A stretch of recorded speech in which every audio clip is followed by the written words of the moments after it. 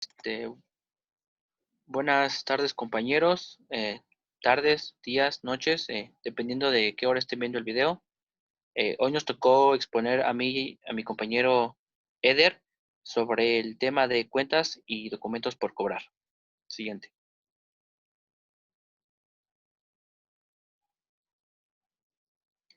Bien, comencemos con una pequeña introducción.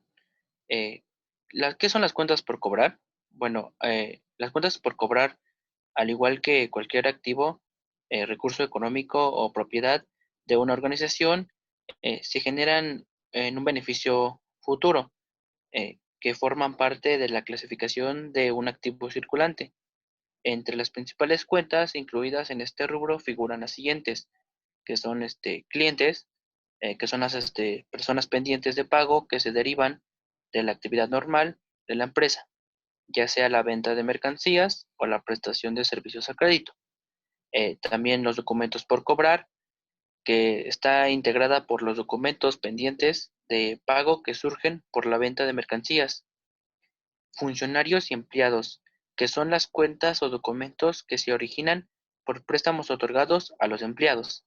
Y deudores diversos, que son los documentos o cuentas que se originan por transacciones distintas de las que representan la actividad normal de la empresa. De acuerdo a esto, asimismo, existen cuentas como interés por cobrar, divididos por cobrar, rentas por cobrar y otros conceptos también por cobrar. De los tipos de partidas por cobrar mencionados anteriormente, lo más conocidos son clientes y documentos por cobrar. Si bien en el documento de nuestro capítulo verán un ejemplo de descripción de la sección de cuentas por cobrar de una empresa llamada Cemex, que ahí se observa la integración de las cuentas. Siguiente, por favor. Ok. Con respecto a ese subtema que es relación de clientes con el ciclo de ventas y cobros, comencemos con esta pequeña imagen que nos muestra eh, que son las cuentas por cobrar que son generadas por este crédito que se realiza a la compañía. Al efectuarse el cobro de estas, se incrementa el efectivo, condición indispensable para que la empresa siga operando. Si bien en el capítulo anterior que expusieron mis compañeros, estudió parte del ciclo de operaciones de una compañía. Siguiente, por favor. Bueno, aquí en ese tema de control contable de clientes, podríamos ver que en la figura 8.4 nos muestra una cuenta control de clientes que, como verán, obviamente viene su fecha, su referencia, el debe, es digamos, la cantidad que uno aporta, igual que en el haber, y ahí en el saldo al final nos muestra lo que, digamos, se obtuvo completamente. Aquí en la figura 8.5, que nos muestra el mayor auxiliar de clientes, ahí nos va derivando un cliente por cliente, lo que tuvo que pagar y lo que tuvo que ver puesto en el debe y en el haber. Siguiente, por favor. Bien, aquí en relación de clientes se ha realizado en forma correcta el registro de los asientos de diario y del mayor, el total de los saldos deudores de las cuentas de clientes del mayor auxiliar, que debe ser igual al saldo de la cuenta de control clientes del mayor general. Cada mes se debe preparar una relación de clientes. Ese total debe coincidir con el saldo de la cuenta de control de clientes. Un ejemplo que es nos menciona que la suma de todas las cuentas de clientes asciende a 109,000, la misma cantidad que aparece como saldo de la cuenta de control de clientes en el mayor general. Perdón, en el mayor general. Si bien, puedes revisar a la diapositiva, por favor. Aquí en el saldo final de la figura 8.4 nos muestra que tuvo un resultado de 109,000 con respecto al debe y el haber. El siguiente otra vez, por favor. Y aquí lo mismo, nos muestra que los saldos de lo que aportó cada uno de ellos, que de igual forma nos dio un total de 109,000. Con respecto a registro de clientes, Cuando se recibe el pedido de un cliente, la venta tiene que ser aprobada por el departamento de crédito antes de que sea surtida. Después que ha sido aprobada y se ha enviado la mercancía al cliente, se prepara una factura de venta similar. Bien, una vez hecho esto, una copia de la factura se utiliza como fuente de información para hacer el cargo al cliente y anotar la venta de los registros contables. La propiedad de la mercancía no se transmite del vendedor al comprador, sino que el cliente la recibe. Sin embargo, cuando se venden mercancías o servicios, generalmente se abre una cuenta a nombre del cliente. Siguiente. Un ejemplo es el siguiente. Nos dice, siempre que el cliente devuelve mercancía, esta se acredita a clientes. Por ejemplo, el 2 de mayo, constructora Ponderosa SEA compró a Mármoles Italianos SEA mercancía a crédito por 150,000 y el 4 de mayo la constructora devolvió alguna mercancía y se emitió una nota de crédito por 40,000. A continuación se muestra el registro contable necesario. Si bien ahí nos ve de parte de los clientes, que es clientes constructora Ponderosa SEA, el debe de 150,000 y el haber en ventas de igual de 150,000 y nos menciona cuál es la explicación, que es venta de mercancías a crédito de constructora Ponderosa. Y en el siguiente nos muestra la devolución que se hizo, que es el total de 49,000 de debe y un 40,000 de haber. Y nos explica que es una nota de crédito emitida por la mercancía de vuelta. Respecto a eso, se hace un descuento del 2%. Dice, si constructora Ponderosa SEA paga la cuenta en el periodo de descuento y este es el de 2%, el asiento será el siguiente, que nos muestra que se hizo un descuento de 2,200 e entonces se le tiene que sumar y se le da un total de 110,000. Y nos muestra la explicación, que es el cobro de la cuenta menos 2% de descuento por pronto pago. Siguiente.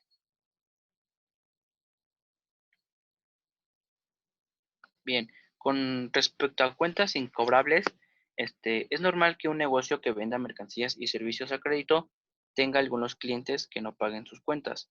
Estas, se- estas cuentas, perdón, se conocen como incobrables y se clasifican en el rubro de gasto por cuentas incobrables, en la sección de gastos generales y gastos de venta del estado del resultado.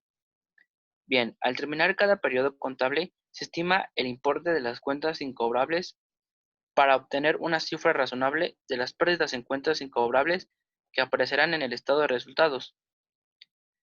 El importe del estado de situación financiera se ajusta utilizando la cuenta estimación de cuentas incobrables de naturaleza acreedora, presentada después de la cuenta clientes. Este proceso es necesario para cumplir con el postulado básico de asociación de costos y gastos con ingresos y lograr incluir todos los gastos en el periodo correspondiente. Esta seguida se presenta la sección de cuentas por cobrar de FEMSA, así como la sección de cuentas incobrables, que en la siguiente imagen nos muestra lo que son las cuentas. De una parte nos muestra de un año que es del 2004 y en la siguiente una del 2005. Y en la parte de abajo nos dice los cambios en el estado de la reserva de cuentas incobrables se integran de la siguiente forma. En esta ya nos agrega un año más, que es el 2006. Siguiente. Bien, con respecto a las cuentas incobrables, existen algunos métodos para calcularlas. Existen tres principalmente, que son el método del porcentaje de las ventas, uno, método de porcentaje de cuentas por cobrar y método de cancelación directa. Siguiente. Bien, en el primer método, que es el método de porcentaje de las ventas, dice, el método del porcentaje de las ventas o el estado de resultados estima las pérdidas por cuentas incobrables utilizando un porcentaje de las ventas netas a crédito para llegar a una cantidad razonable. Ejemplo, suponga que Mármoles Italianos CA realizó ventas a créditos en el periodo por 550,000 y recibió devoluciones sobre ventas por 50,000. De acuerdo con la experiencia en periodos anteriores, se estimó que 2% de las ventas netas a créditos pueden resultar incobrables al cálculo de la provisión por cuentas incobrables. Es que de esta manera se resuelve. Eh, Respecto a las ventas a crédito, que son los 550,000, le tenemos que restar 50,000 de las devoluciones. Una vez teniendo el resultado, le tenemos que multiplicar lo que es el 2%, que es el estimado de incobrables. Una vez multiplicado y teniendo todo ese resultado, nos genera un total, que es la estimación por incobrables. Siguiente, por favor.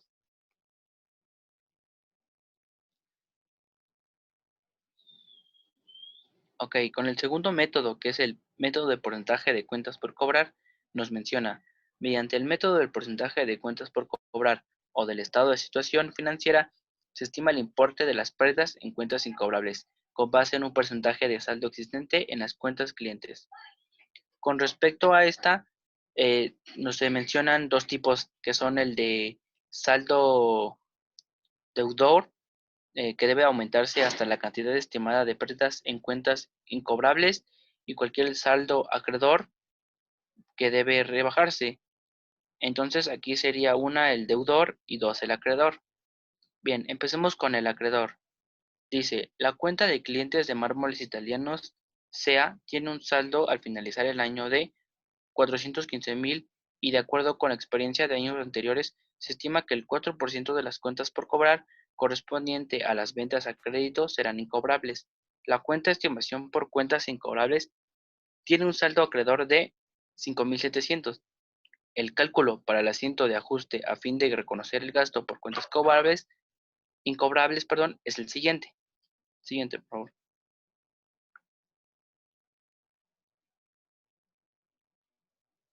Ok, entonces ahí nos muestra la operación completa. Bien, entonces son los 415,000, que equivale al saldo de clientes. Le tendremos que multiplicar el porcentaje estimado de incobrables, que es el 4%. Entonces nos da un total de 16,600, que es la estimación por incobrables. Una vez teniendo esa, le tenemos que restar el saldo anterior de la estimación, que es la del acreedor, que es igual a 5,700. Una vez restado y teniendo el resultado, nos sale el gasto por cuentas incobrables, que es un total de 10,900. Y con respecto al saldo deudor, nos menciona, para el siguiente periodo, Mármoles Italianos tiene un saldo en su cuenta de clientes de 305,000. El porcentaje de la estimación por incobrables se mantiene igual, y la cuenta de estimación por cuentas incobrables tiene un saldo deudor de 1,300. El cálculo del ajuste para gastos por cuentas incobrables es el siguiente. Por favor.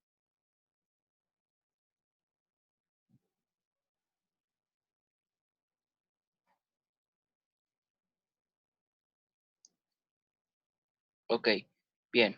Eh, un total de que son de 305,000, que son los saldos de clientes, le multiplicamos el 4%, perdón, el 4% del estimado de incorbables, que es lo que equivale. Una vez teniendo el resultado, el, tenemos que la estimación por incobrables, que le tenemos que sumar el saldo anterior de la estimación, que esa es la del deudor, que es la que sigue, y obtendremos el gasto por cuentas incobrables, perdón. Siguiente. Y por último método está el de cancelación directa. Algunas compañías que tienen muchos clientes tal vez prefieran esperar hasta confirmar que no pueden cobrar la cuenta específica de un cliente antes de hacer cualquier ajuste en relación con las pérdidas por cuentas incobrables. Cuando es evidente que una cuenta es incobrable, utilizan el método de cancelación directa. Por lo tanto, se hace un cargo a la cuenta de gastos por cuentas incobrables y se abona a clientes por el importe adeudo. Ahí tenemos el ejemplo, dice, durante el periodo se reconocieron cuentas incobrables por un total de 15,000. Entonces nos muestra la fecha, el detalle, que es el gasto por cuenta incobrable, que es el debe de 15,000, y lo que son los clientes de un total de 15,000. Siguiente, por favor.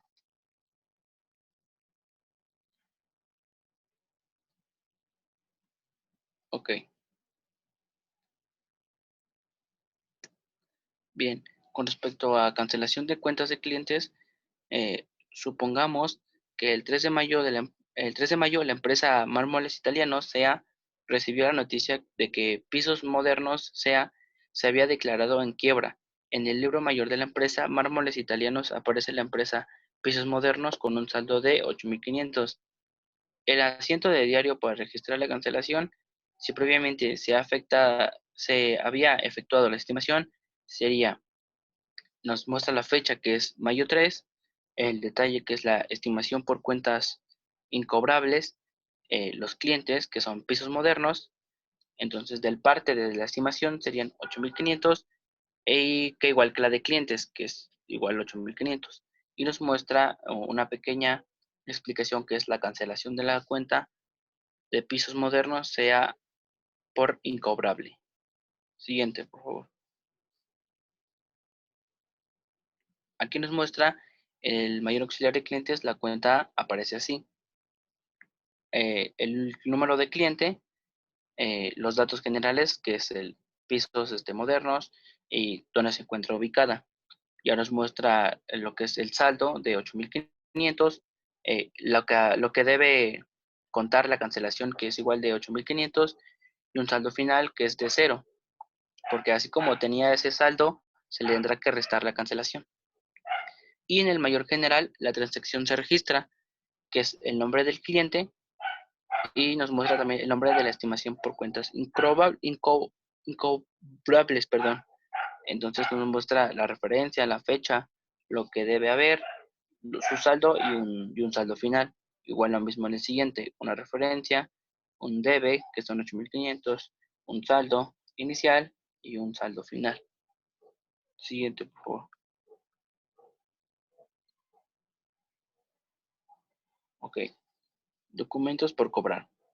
Nos dice, cuando el prestatario recibe el dinero, firma una promesa por escrito de que pagará al prestamista en una fecha futura el monto del préstamo más los intereses. Esta promesa por escrito firmada por el prestatario se llama pagaré. Ahí nos muestra lo que es el ejemplo.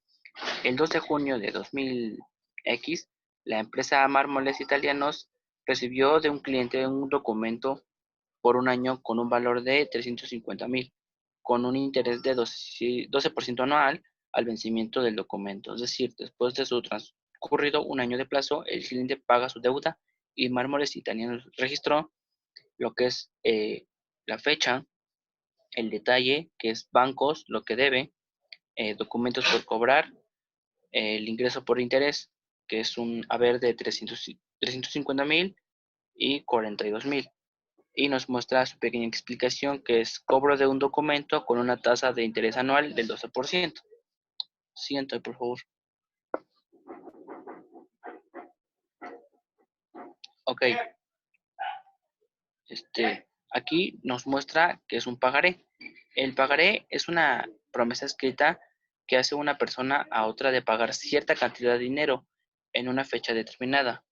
Este pagaré debe contar con algunas cosas, que es el suscriptor del pagaré, que en el ejemplo sería Evangelina Fernández, ciudad o estado y la fecha, que es México DF a 15 de julio de 2000, tiempo en que vence, que es el 13 de septiembre de 2000, la tasa de interés, que es el 12%, el beneficiario o portador, que en este caso sería yo, la cantidad, que son 125.000, y a quién se le pagará, que es la empresa Mármoles Italianos.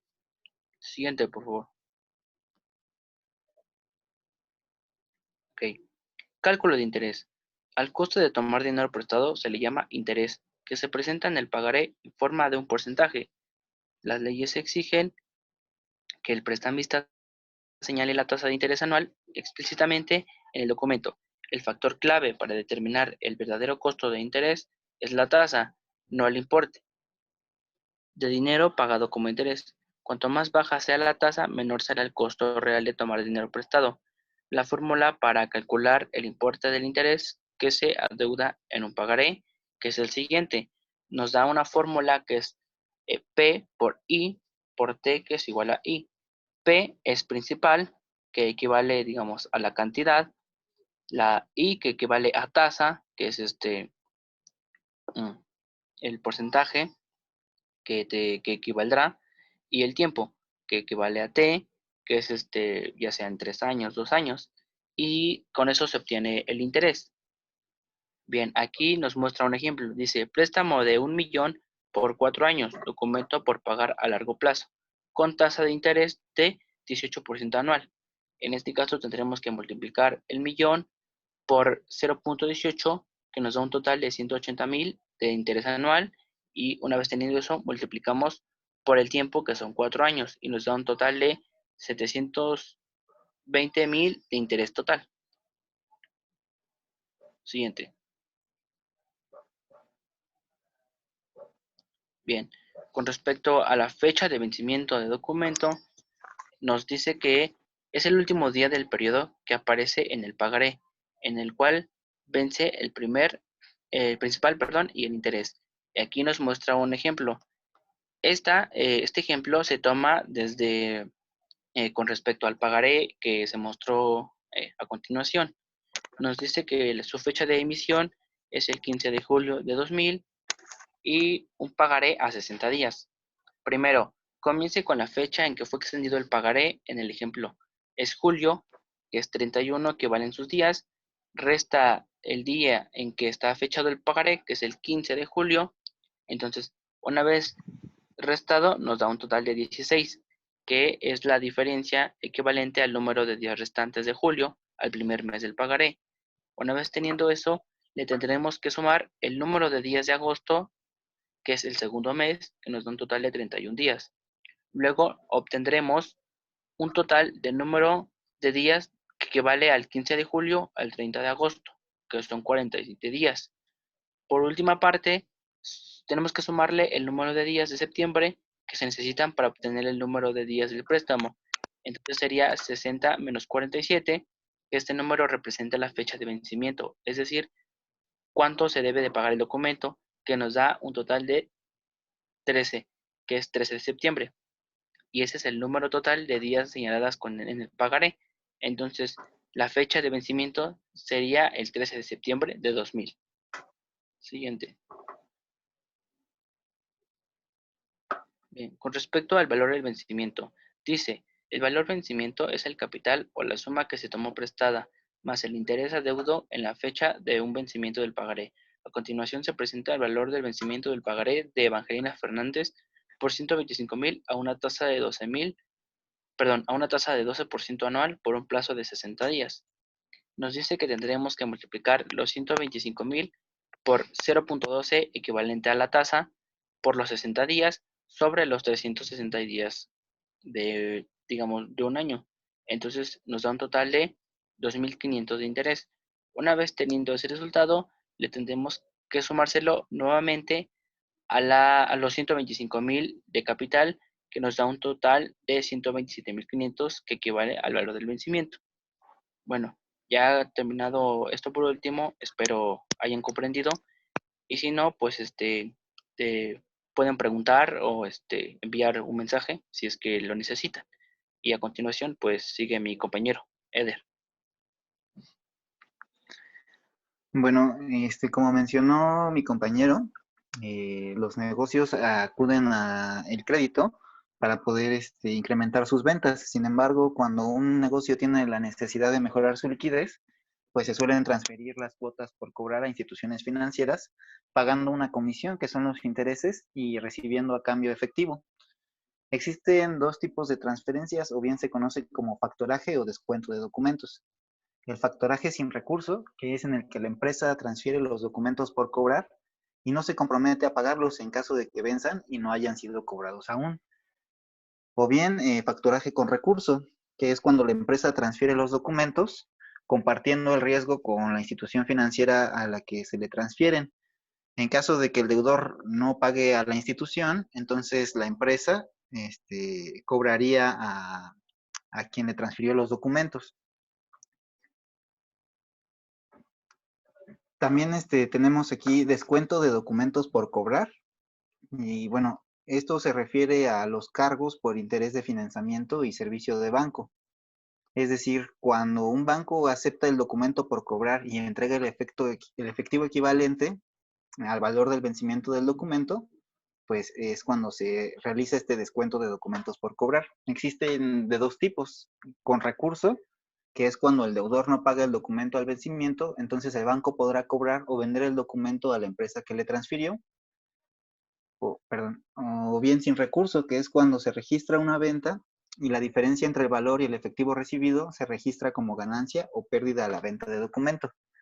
Entonces, para esto, nosotros tenemos que calcular el valor, el valor del documento transferido.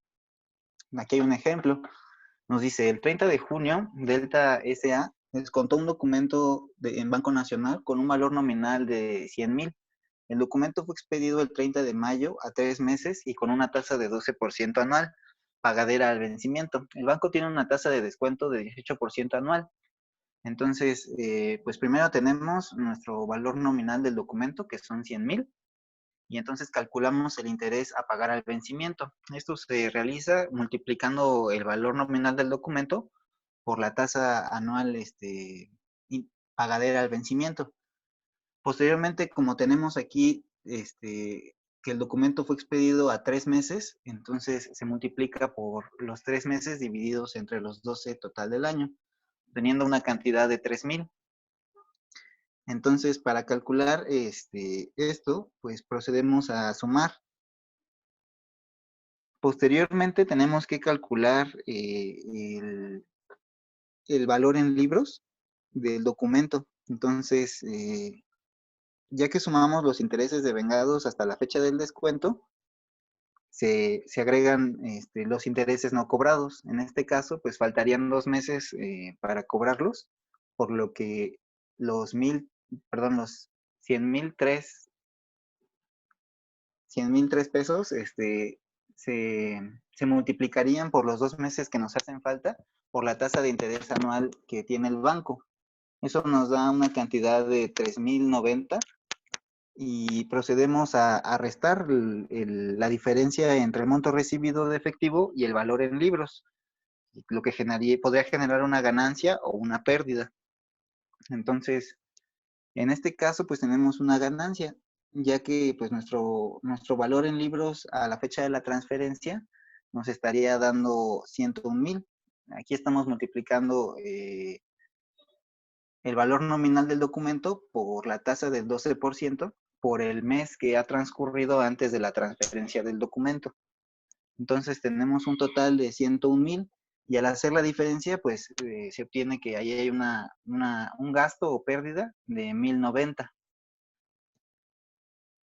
Para llevar esto, pues necesitamos tener un registro contable que, bueno, aquí del ejemplo anterior se, se ejemplifica cómo se realiza un descuento con o sin recurso cuando califica como venta.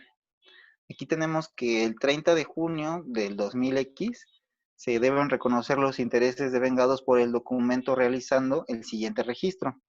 Tenemos los intereses por cobrar, que son los 1,000 que habíamos calculado, y el ingreso por intereses.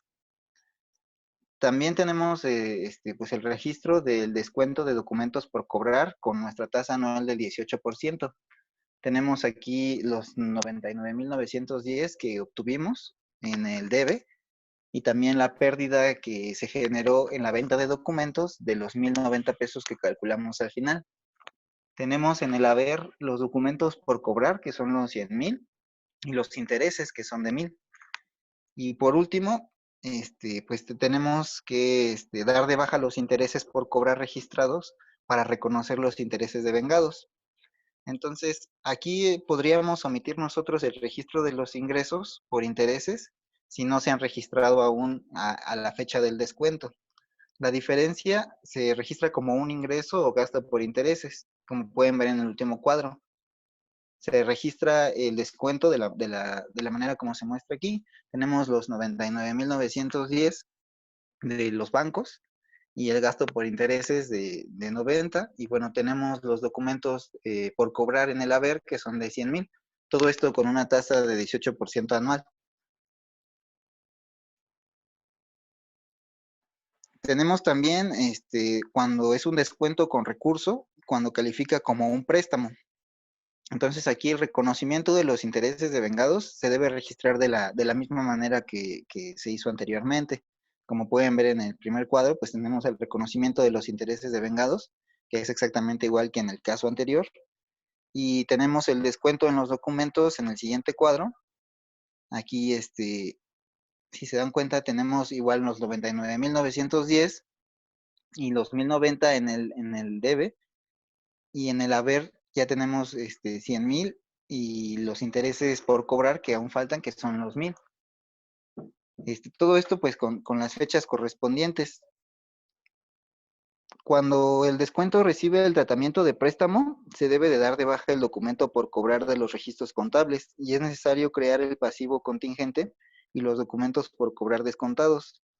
Si el deudor paga el documento en la fecha de vencimiento, el registro contable para dar de baja el pasivo contingente y los documentos por cobrar se muestran en el tercer recuadro.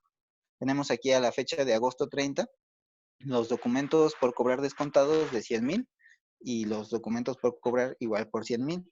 Y esto se usa para dar de baja el pasivo contingente y los documentos por cobrar descontados. Si el deudor no paga, es necesario realizar un asiento para dar de baja el pasivo contingente y reconocer el costo financiero que el banco carga por la devolución del documento. Entonces, si suponemos que el banco cobra una comisión adicional por el documento no cobrado de 400 pesos, tenemos que registrar en el debe esos 400 pesos del gasto por interés, como se muestra en el último recuadro. La diferencia entre el registro del documento como venta o préstamo radica básicamente en el reconocimiento de un pasivo contingente y el registro del costo del financiamiento como gasto o pérdida, según sea el caso. Tenemos aquí cuentas por cobrar en moneda extranjera. Bueno, sabemos que con la globalización, pues cada vez se realizan más operaciones en el extranjero. Eh, eh, por esta, ma- por esta razón es debido, pues, es necesario saber tratar la información de las cuentas cobradas en moneda extranjera. Para que todo sea comparable y compatible, pues debemos de expresar todo en la moneda nacional y tomando en cuenta que el cambio que se encuentre vigente a la fecha de la transacción. En los estados financieros, las cuentas se deben evaluar al tipo de cambio bancario vigente en la fecha de los estados financieros y reconocer la ganancia o pérdida que resulte de esta en el estado de resultados en la sección del costo integral del financiamiento, cargado o abandonado a la cuenta de ingreso, perdón, abonado o gasto por fluctuación. Entonces aquí tenemos un ejemplo del 15 de diciembre del 2000, la empresa Acme S.A. vende mercancía a crédito a Boston Corporation por un valor de $40,000. Boston Corporation acuerda pagar la deuda el 15 de enero del siguiente año y bueno, aquí se muestra cómo tenemos que rehacer este registro con el tipo de cambio, en este caso sería de dólar a peso. Tenemos en diciembre, de la fecha 15, cuando es la fecha que se vendió la mercancía, el tipo de cambio pues tenía un valor de 10 pesos con 30 centavos. Este, eh, y tenemos también el cambio de 10.65. Sin embargo, para enero, el 15, ya tenemos un tipo de cambio de 10 pesos con 50 centavos. Entonces, al realizar la venta, Acme S.A. realiza el siguiente asiento en sus libros y aquí no se reconoce el IVA ya que es una venta al extranjero. Entonces tenemos en los detalles el valor de los 412,000 y bueno, estamos ahí especificando que se hace con un tipo de cambio de 10.30, lo que pues hace que los $40,000 tengan un valor de 412,000 pesos.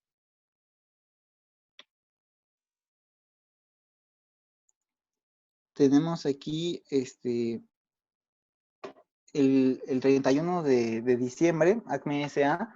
debe cerrar libros para elaborar sus estados financieros y evaluar su cuenta por cobrar al tipo de cambio vigente en esa fecha, realizando el siguiente asiento. Aquí ya se está tomando la diferencia de cambio que hubo de la fecha del 15 de diciembre a, al 15 de enero. Entonces tenemos aquí la resta de el valor anterior de 10.65 y el valor a la fecha del 15 de enero, que son los 10.30. Entonces, haciendo ese tipo de cambio, nos queda una diferencia de 14,000 pesos. Esto se debe de especificar y bueno, sería el ajuste para reconocer la fluctuación cambiaria en las cuentas por cobrar.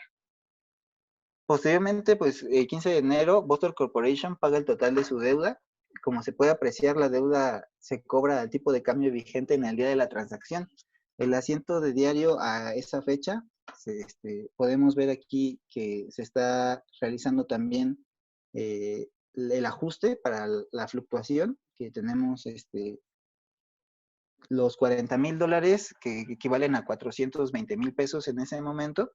Sin embargo, hay una diferencia de 6,000 pesos debido al cambio de tipo de cambio que se está manejando en esa fecha, lo que nos deja una haber de 426,000. También tenemos que en ocasiones se genera un pago excesivo por parte de los clientes, generando un saldo negativo. Este saldo negativo provoca que pues, la cuenta presente un saldo acreedor en los mayores auxiliares. Cuando estas cuentas auxiliares tengan un saldo distinto del normal, sus importes deben presentarse como anticipo de clientes en el estado de situación financiera, en lugar de descontarlos de las cuentas de control.